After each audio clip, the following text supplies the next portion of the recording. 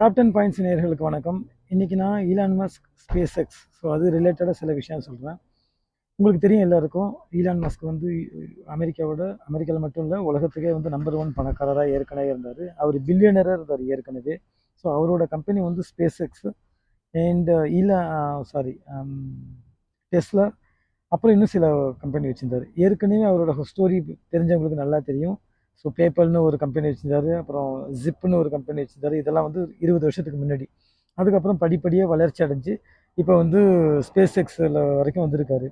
So இவ்வளோ நாளாக space X stock எக்ஸ்சேஞ்சுக்கு வரல, அதாவது ஐபிஓ அப்படிம்பாங்க.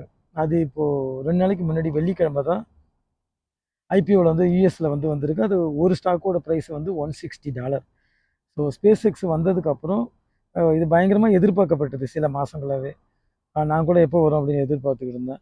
ஸோ நிறைய பேர் ஸ்டாக் வாங்குறதுக்கான வாய்ப்புகள் அதிகம். இது வரைக்குமே நிறைய ட்ரில்லியன் லெவலில் ஸ்டாக் நிறைய வாங்கிறதுக்கான வாய்ப்புகள் அதிகம். அப்படி இருக்கும்பொழுது ஈலான் மஸ்க் இப்போ நியூஸில் கேட்டிருப்பீங்க, அவர் இப்போ பில்லியனருங்கிற அந்தஸ்துலேருந்து இப்போ ட்ரில்லியனராக மாறி இருக்காரு.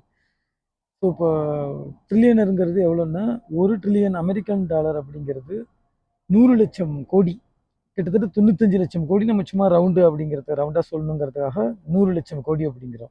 ஏற்கனவே அவர் 250 பில்லியன் டாலர் இருந்தது. கிட்டத்தட்ட ஒரு 1 லட்சம் கோடியில் 4ல் ஒரு பங்கு, 25 லட்சம் கோடின்னு கிட்டத்தட்ட அமௌண்ட்டில் இருந்தார்.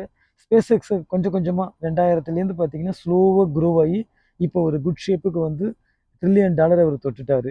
அது ஒரு மிகப்பெரிய மகிழ்ச்சியான செய்தி அவருக்கு, ப்ளஸ் அவரை சார்ந்தவங்களுக்கும், உலகத்தில் உள்ள சில பேருக்குன்னு வச்சுக்கோங்களேன். ஸோ இதுதான் space X, Tesla plus Elon Musk related small information. இது உங்களுக்கு எல்லாருமே தெரிஞ்சிருக்கும், நியூஸில் பார்த்துருப்பீங்க.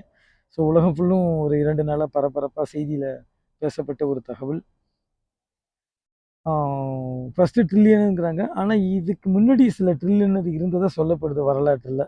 ஆப்பிரிக்காவில் இருக்கக்கூடிய ஒருத்தரும் ப்ளஸ் வேறு யாரதோ, இது படித்த ஞாபகம் எனக்கு எங்கேயோ.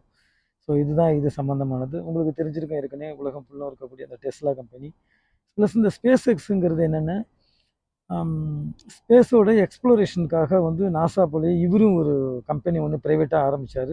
அதை ஆரம்பிக்கும் போது பல பேர் நினச்சிருப்பாங்க, நாசாவே முடியாதது இவர் என்ன செஞ்சிட போகிறாருன்னு.